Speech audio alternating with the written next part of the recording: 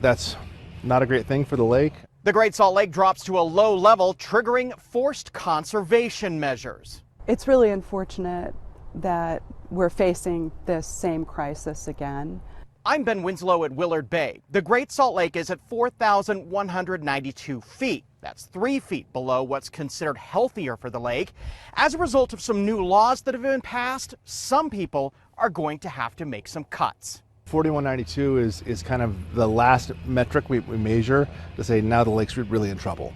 The lake is dropping because of water diversions and impacts from drought and a changing climate. When we evaluate the consequences we expect to see on a drying lake, we start to see the worst of those at that level.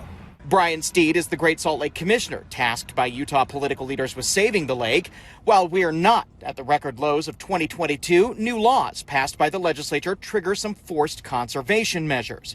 Mineral companies will no longer be allowed to take as much water from the lake. Agriculture, the state's top water user, is also seeing cuts. They've taken really meaningful steps in terms of agricultural water optimization to say we're going to use water more effectively. But local water districts have reported some big jumps in outdoor residential water use. We're facing a crisis of our own making, and we can unmake it. Dita Seed with the Center for Biological Diversity is actually suing the state right now over its handling of the Great Salt Lake. We don't have the water resources to have a healthy Great Salt Lake and this unfettered development that we're experiencing in northern Utah. That's really what's at issue here. We want to have our cake and eat it too. What's different from the last time the lake dropped to perilous lows is elected lawmakers have spent over $1 billion and passed dozens of bills aimed at water conservation. Heading into this new version of this crisis, we'll see how willing state elected leaders are to take the action that's absolutely needed to save the lake.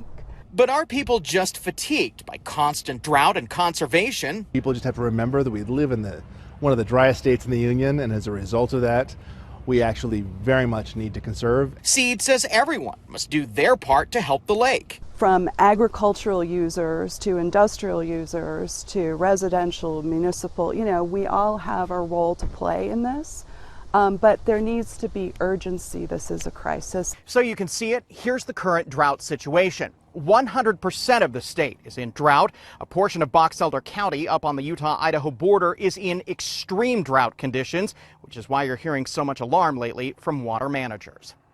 At Willard Bay, Ben Winslow, Fox 13 News, Utah.